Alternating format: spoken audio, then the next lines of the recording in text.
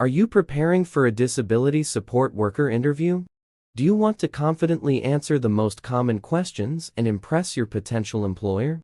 In this video, walk you through the top disability support worker interview questions and provide the best sample answers to help you succeed. Make sure to watch till the end to boost your chances of landing the job. Let's dive in. 1. Can you tell us about yourself and why you want to be a disability support worker? I have a strong passion for making a meaningful difference in the lives of others, which has always guided my career choices. My background and experiences have equipped me with the skills and qualities necessary for this role. For example, I have a natural ability to connect with people, communicate empathetically, and create a safe, inclusive environment where individuals feel valued and supported. I've always admired the courage and resilience of individuals living with disabilities, and I see being a disability support worker as an opportunity to provide the care and encouragement they need to achieve their personal goals. In my previous roles, I've worked closely with individuals requiring varying levels of assistance, whether through providing personal care, assisting with daily living activities, or supporting their social and emotional well-being. These experiences taught me patience, adaptability, and the importance of promoting independence wherever possible. What draws me most to this profession is the opportunity to empower others. I believe that everyone deserves to live a fulfilling life, regardless of their abilities, and I want to contribute to creating an environment where that is possible. This role is not just a job for me. It's a way to give back to the community and grow both personally and professionally while supporting individuals to thrive. In summary, I want to be a disability support worker because it aligns with my values of compassion, inclusivity, and respect for others. I'm eager to bring my dedication, skills, and enthusiasm to your team to positively impact the lives of the people we support.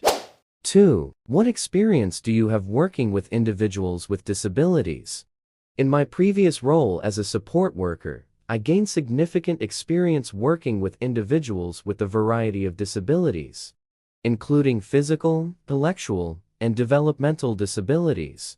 My primary focus was to provide person-centered care that respected the unique needs, preferences, and goals of each individual. For instance, I worked closely with individuals who required assistance with daily living activities, such as bathing, dressing, meal preparation, and mobility support. I made sure to approach these tasks with patience and empathy, fostering an environment where the individuals I supported felt valued and empowered. I also have experience with implementing care plans designed to enhance independence and improve quality of life. Whether it involved teaching life skills, providing guidance with social interactions, or encouraging participation in community activities, I always prioritize their dignity and autonomy. Additionally, I have worked with individuals who had behavioral or communication challenges. I learned to use various strategies, such as active listening, visual aids, and nonverbal communication methods, to understand their needs and provide the appropriate support. This included collaborating with family members, healthcare professionals, and other team members to ensure a holistic approach to care. Another key aspect of my experience involved maintaining detailed records of progress, documenting changes in behavior, and monitoring health concerns to ensure timely interventions. This has strengthened my attention to detail and ability to work in a multidisciplinary setting. Overall, my experiences have taught me the importance of empathy, adaptability, and a person-centered approach when supporting individuals with disabilities. It's incredibly rewarding to contribute to their well-being and help them achieve their goals, no matter how small or significant those goals may be. 3. How would you handle a situation where a client refuses to take their medication? If a client refuses to take their medication, I would approach the situation with patience, empathy, and a focus on the client's well-being. It's essential to respect the client's autonomy while also ensuring that their health and safety remain a priority. First, I would calmly engage with the client to understand the reasons behind their refusal. They may have concerns, fears, or misconceptions about the medication, or they might simply be feeling unwell or frustrated. By asking open-ended questions and listening actively, I can identify the root cause of their reluctance. For example, they might say the medication makes them feel nauseous, or that they don't understand why it's necessary. Once I understand their concerns, I would provide clear and simple information about the importance of the medication, how it benefits their health, and any potential consequences of not taking it. If necessary, I would use visual aids or other tools to make the information easier to understand, especially if the client has cognitive or communication challenges. If the client still refuses after this discussion, I would respect their decision while documenting the incident accurately and promptly. It's crucial to communicate the refusal to the appropriate team members, such as a supervisor, nurse, or doctor, so that they can assess the situation and provide guidance.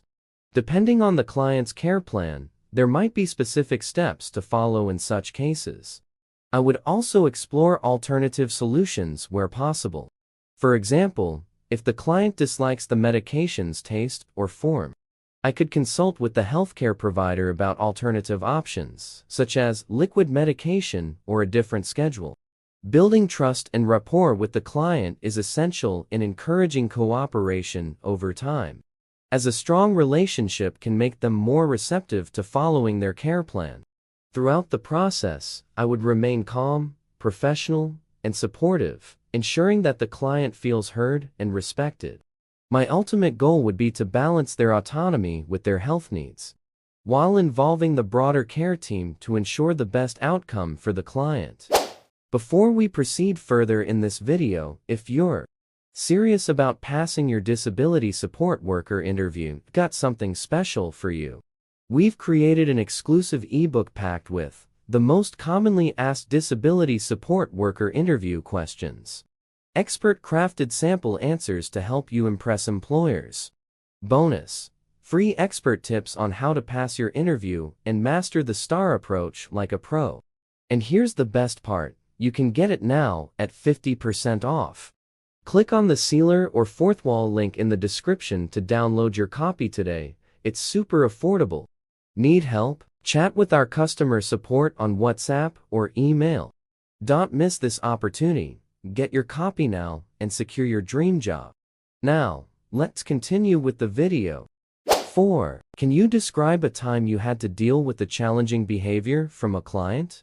How did you handle it? In my previous role as a support worker, I had a client with a developmental disability who occasionally exhibited challenging behaviors, such as outbursts of anger and frustration. One instance that stands out was when the client became extremely agitated during a scheduled community outing. The trigger was an unexpected change in the plan due to bad weather, which disrupted the routine they were accustomed to. This caused the client to become visibly upset and refuse to leave their room. To handle the situation, I first ensured the client was in a safe space where they could calm down without feeling pressured. I maintained a calm, empathetic demeanor, recognizing that their reaction stemmed from a sense of anxiety and loss of control. Using active listening, I acknowledged their feelings, saying, "I can see that this change is upsetting you, and it's okay to feel that way."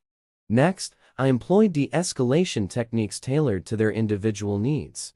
Knowing they responded well to visual aids, I used a communication board to illustrate the new plan, and reassured them that their favorite activities would still take place on another day. I also offered them choices within the new plan to give them a sense of control, such as selecting a different indoor activity they enjoyed. Once they began to calm down, I used positive reinforcement to encourage participation in the new plan. I praised them for their understanding and patience, which helped to rebuild trust and create a more positive atmosphere. By the end of the day, the client participated in the alternative activity and expressed gratitude afterward. This experience reinforced the importance of empathy, flexibility, and individualized approaches when dealing with challenging behaviors. It also highlighted the value of building a strong rapport with clients, as understanding their triggers and coping mechanisms allows for effective support in stressful situations. 5. How do you ensure the dignity and respect of individuals with disabilities in your care? Ensuring the dignity and respect of individuals with disabilities in my care is central to my approach as a disability support worker. I start by recognizing that each individual is a unique person with their own preferences, needs, and abilities. I actively listen to their concerns and encourage them to express their choices and opinions, ensuring they feel valued and understood. Empowering individuals to make decisions about their own lives, whether it's about daily activities, meals, or personal care, is essential to fostering their independence and preserving their dignity. I also maintain privacy at all times. For example, during personal care tasks, I ensure their privacy by keeping the environment secure and discreet, asking for permission before proceeding, and explaining each step of the process so they are comfortable and informed. This helps them feel respected and in control, even in vulnerable situations. Communication plays a vital role as well. I use respectful, person-centered language, avoiding any terminology that could be perceived as dismissive or condescending. I adapt my communication style to meet the individual's needs, whether that means using simple language, visual aids, or nonverbal cues, to ensure understanding and to build trust.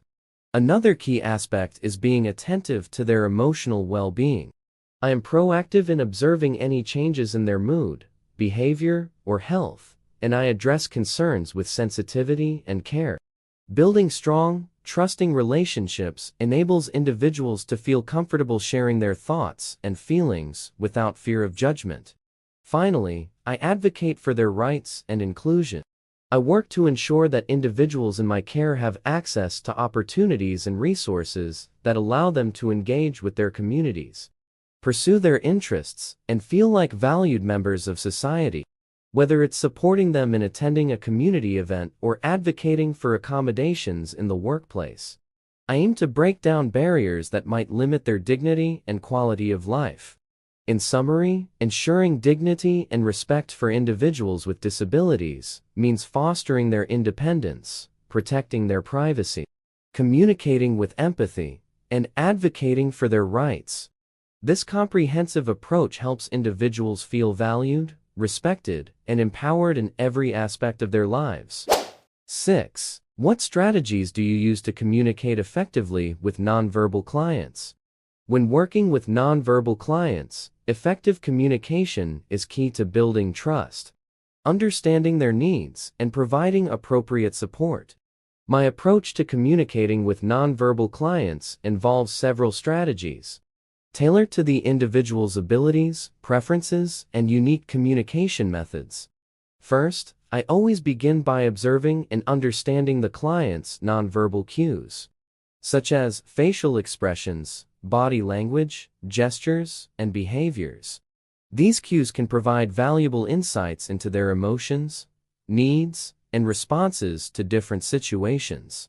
By being attentive and patient, I can interpret these signals accurately and respond in a way that makes the client feel understood and supported. Next, I use alternative communication tools, such as picture boards, communication cards, or assistive technology like speech-generating devices, if the client has access to them. These tools empower clients to express themselves more clearly and engage actively in their care and daily activities. I ensure that I'm trained and familiar with these tools to maximize their effectiveness. Building rapport with the client is also critical. I use a calm, friendly, an empathetic approach to make the client feel safe and comfortable. I also involve family members, caregivers, or therapists who are familiar with the client's communication style. Their insights help me adopt the most effective strategies and build a better understanding of the client's preferences. In addition to these methods, I focus on consistency in my interactions. Using consistent gestures, routines, and cues helps clients feel secure and makes it easier for them to understand what I'm communicating. For example, if a client uses a specific hand signal to indicate they're thirsty, I'll acknowledge and respond to that consistently to build trust. Lastly, I ensure that I provide ample time for the client to process information and respond. Nonverbal clients may take longer to express themselves, and it's crucial to remain patient and give them the time they need. Rushing or interrupting can lead to frustration or misunderstandings. Overall, I view communication with nonverbal clients as a collaborative effort. By combining observation, the use of communication aids, input from caregivers, and a patient, empathetic approach, I can ensure that clients feel heard, respected, and supported in achieving their goals and maintaining their well-being. 7. How would you respond if a client had a medical emergency while in your care? If a client had a medical emergency while in my care, my response would focus on remaining calm, ensuring the client's safety, and following the appropriate protocols for such situations. The first step would be to assess the situation quickly, but thoroughly to understand the severity of the emergency. For instance, if the client was conscious, I would reassure them, keep them as comfortable as possible, and gather information about their symptoms or condition. If they were unconscious or unresponsive, I would immediately prioritize checking their vital signs and ensuring they have a clear airway. Once I have assessed the situation, I would promptly alert emergency services by calling 911 or the appropriate local emergency number, and provide them with all necessary details, such as the client's condition, medical history, if known, and any steps I have already taken. While waiting for emergency services to arrive, I would continue to monitor the client, offering first aid or CPR if I am trained and it is required, ensuring that I work within my competency level. Additionally, I would contact my supervisor or the designated point of contact to inform them about the situation and seek further guidance if necessary. Keeping detailed documentation is also critical. I would make notes of everything that happened, including the time the emergency occurred, the actions I took, and any instructions given by medical professionals. After the incident, I would participate in any required incident reporting and debriefing processes. I would also use the experience to reflect on whether there are ways to improve my response or the client's care plan to prevent similar situations in the future. Maintaining a calm and compassionate demeanor throughout the process is essential to support both the client and their family during a stressful time. 8. What steps do you take to create a safe and comfortable environment for individuals with disabilities? Creating a safe and comfortable environment for individuals with disabilities involves a combination of empathy, planning, and attention to individual needs. In my approach, I start by thoroughly understanding the specific needs, preferences, and challenges faced by each individual. This means taking the time to review their care plans, medical history, and any other relevant information to tailor the environment to their unique circumstances. Safety is my top priority, so I ensure that the physical environment is free of hazards that could lead to accidents. For instance, I check that walkways are clear, furniture is stable, and any necessary adaptive equipment or mobility aids are readily available and in good condition. I also make sure the environment is well lit and accessible, with features like ramps, grab bars, or widened doorways where needed. To foster a sense of comfort, I focus on creating an atmosphere where the individual feels respected and valued. This includes communicating with them in a way that is both clear and considerate. Using their preferred methods of communication, whether verbal, nonverbal, or through assistive technology. I also encourage them to express their preferences and choices, ensuring that they feel in control of their daily routines and environment. Building trust is another crucial aspect. I strive to establish a positive and supportive relationship by being patient, attentive, and consistent in my actions.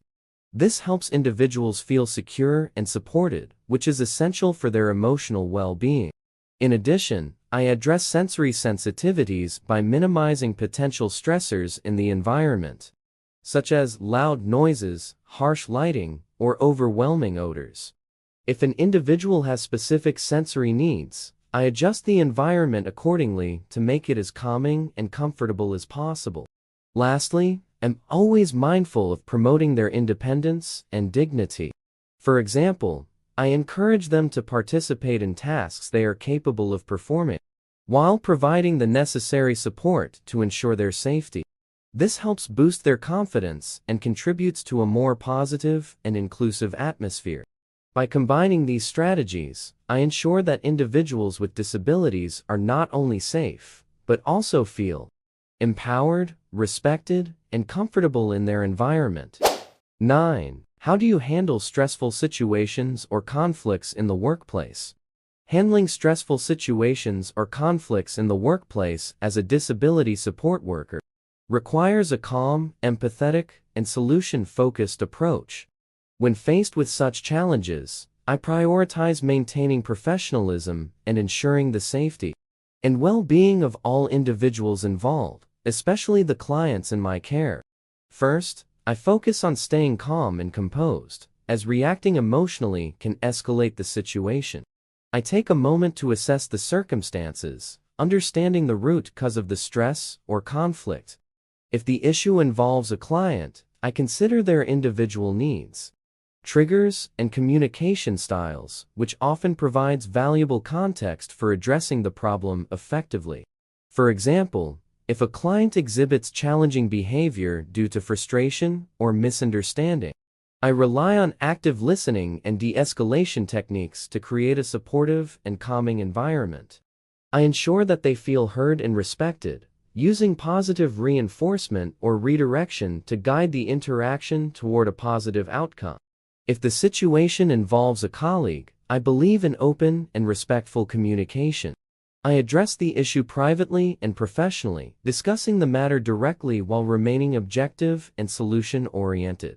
I strive to find common ground and collaborate to resolve the conflict in a way that upholds the team's harmony and ensures uninterrupted client care. To manage workplace stress overall, I use proactive strategies, such as staying organized, prioritizing tasks, and seeking support when needed. I also make time for self-care outside of work to maintain my mental and emotional resilience. Additionally, I am not afraid to seek guidance or mediation from a supervisor if a conflict or stressful situation cannot be resolved independently. By maintaining a client-centered approach and fostering positive relationships with colleagues, I ensure that stressful situations or conflicts are handled with professionalism, empathy, and a focus on achieving the best outcomes for everyone involved. 10. Why should we hire you as a disability support worker at our organization? I believe I would be a strong fit for the disability support worker role at your organization because of my combination of relevant experience, passion for helping others, and commitment to creating an inclusive, supportive environment.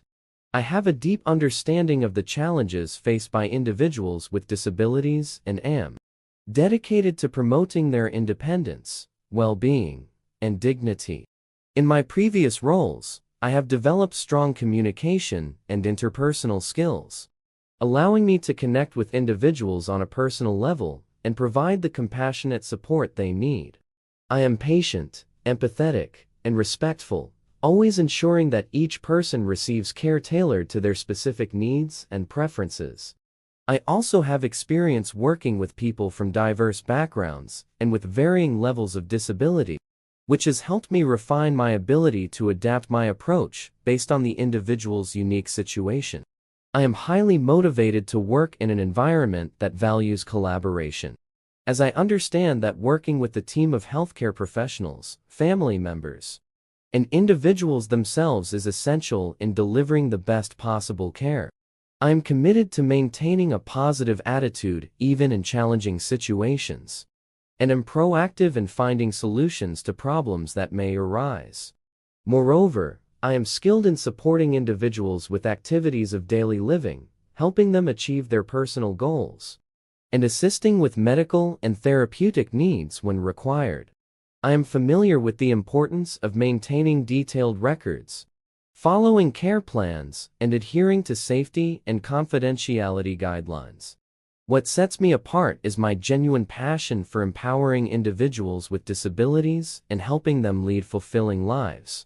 I am eager to contribute my skills and dedication to your organization and be a part of a team that strives to make a positive impact in the lives of those in need of support. I am confident that my values, skills, and experience align with the standards and mission of your organization, and I would love the opportunity to be a part of such an impactful team. Do you have any question for us? Yes, I do have a few questions.